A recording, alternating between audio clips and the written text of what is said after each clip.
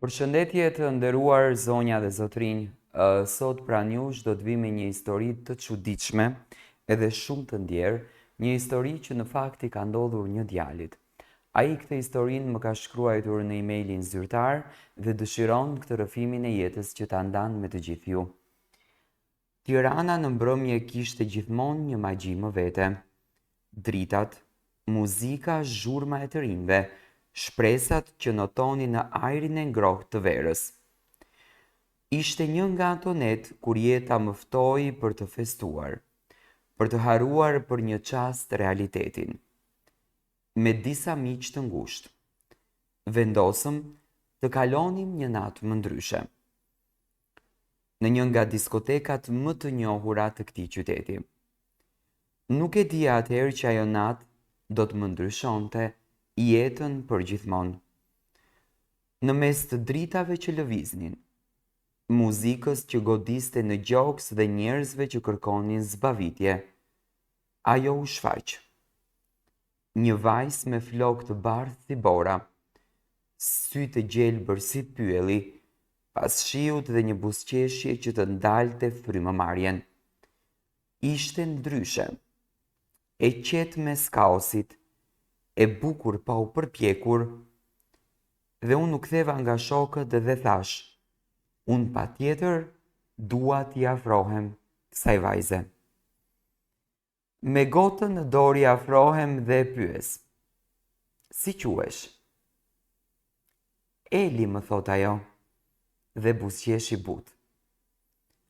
Buzëqeshja e saj kishte diçka magjike, një përzierje ëmbëlsie dhe trishtimi që atëherë nuk e kuptova.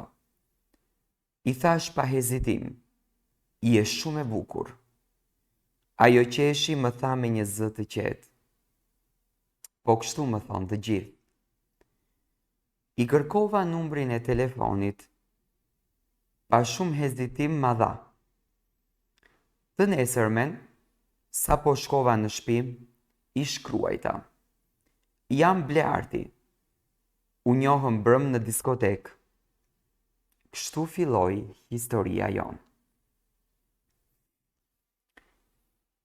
Në javët që pasuan, komunikimi me Elin u bë pjesë e përditshme.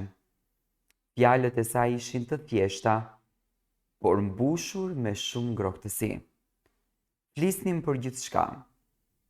Letërsinë, jetën, muzikën e dashurinë. Pas një jave, vendosëm të takoheshim tek liçeni artificial. Isha shumë i emocionuar. Nuk më ndodh shpesh të ndjehesha kaq i lidhur me dikë. Kur u takuam, ajo ishte e njëjtë, por kishte diçka më shumë. Një përqëndrim të çuditshëm tek sytë e mi, një interes që nuk ishte fizik, por ishte shpirtëror. Ajo më tha, të lutem, dua të kalojmë vetëm momente të bukura. Nuk dua një lidhje të thellë dashurie. Nuk dua angazhime. Nuk e kuptova atëherë. Mendova se ishte thjesht një vajzë e lënduar që donte të mos përfshihej emocionalisht. Por unë po bija në dashuri. Kaluam 5 muaj të mrekullueshëm. Çdo takim me të ishte një dhuratë. Nuk kërkonte shumë, vetëm praninë time, buzëqeshjen time. Por gjithmonë ishte një mur mes nesh. Nuk më linte që të njihja familjen e saj. Nuk e prezantonte me askënd. Kam diçka për të thënë, më tha një ditë, por asnjëherë nuk e vazhdoi fjalën. Për 2 javë rresht nuk u takuam. Vetëm shkëmbenim mesazhe. Në fund, gjithçka ndryshoi. Në 3 ditët e fundit, mesazhet ishin tepër të rralla. Një herë në 48 orë. Pastaj, një ditë, më erdhi një mesazh që më theu shpirtin. Mos më shkruaj më. Faleminderit për dashurinë. E mora me njëherë në telefon, por ishte i fikur. Ditë me radhë u përpoqja ta kontatoja, asgjë. Ishte zhdukur, si një ëndër që zgjati vetëm pak. U tregova shokëve të mi dhe me ndihmën e tyre arrita të gjej disa nga shoqet e saj që jetonin afër konvikteve. Ato më pan me dhimbje në sy dhe më thanë të vërtetën që mua më tronditi. Eli ishte me origjinë nga jugu. Në Tiranë kishte ardhur për trajtim. Kishte patur kancer.